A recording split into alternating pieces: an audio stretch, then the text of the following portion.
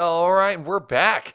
So we're back with surface area of cylinders with me, Mr. Hain. All right, cool. So our essential question for today is, what does circumference represent when finding the surface area of cylinders? So this is our next day in a deep dive as to what surface area means. And we want to find out how circumference plays a role in finding the surface area of cylinders. All right, let's get moving.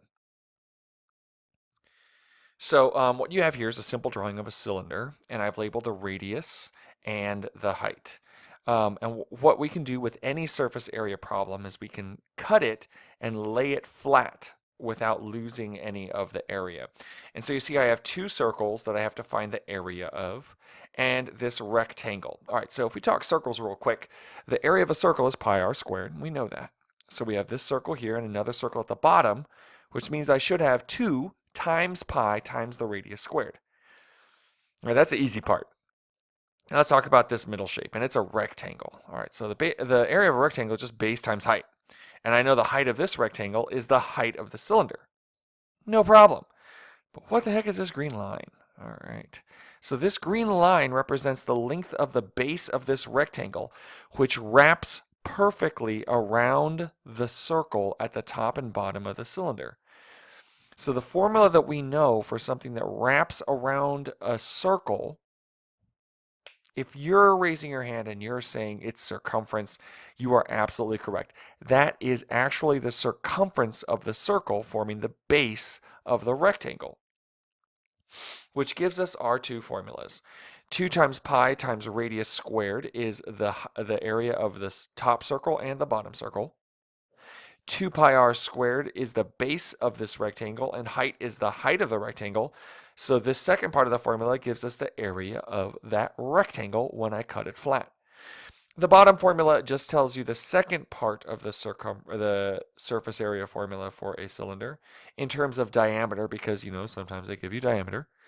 Some people like it, so I left it there. Make sure this is written down in your notes before you move on to the next slide, which is a bunch of practice. Go ahead and pause that here and make sure you have it down. And we're back. So this is a bunch of practice. You already know where the radius is. You already know where what to do if you're given diameter. Go ahead and find the radius and the height and plug that into the formula. I would suggest pausing the video. All I'm going to do is double check your radius, height, and the surface area. So pause that video now. I'll be back when you get back after my sip of water. Okay, if you're in a classroom, there's probably a lot of work written up on the board for students who have their work shown. So let's go ahead and double check what we got. For B, the radius should be 3 and the height should be 7, and that it gives us 188.5 inches squared.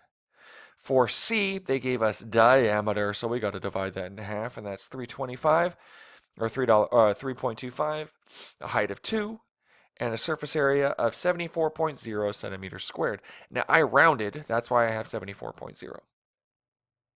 For D, we know that they gave us diameter, so radius is that in half. So my radius is 4, my height is 6. And of course that gives me a surface area of 251.3 inches squared. And for example E, or practice problem E, we have a radius of 3 and a height of 14, and when I multiply that together, and not in a box, that answer is, of course, 320.4 centimeters squared. Awesome, people. Make sure you've got these, and I'm sure that you already do. So we're going to move along, because most of the work was actually done on the board and with me not talking and the video paused. So let's take a look at fractions for F. Fractions are numbers too. So we've got 1/2 as my radius, and my height is 5 3/4. So what's 1/2 as a decimal? Man, half of a dollar is 50 cents, and 3/4, we even just said it, it's 5.75. Perfect. Take a moment, pause the video if that's what you got.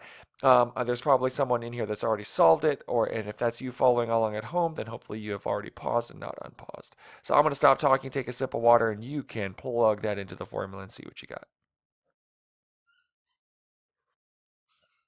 And that squeaking toy in the background lets you know that, of course, it is a 19.6 feet squared, and that is absolutely my surface area for this cylinder. And make sure your summary is written. How does circumference play a role in finding the surface area of a cylinder?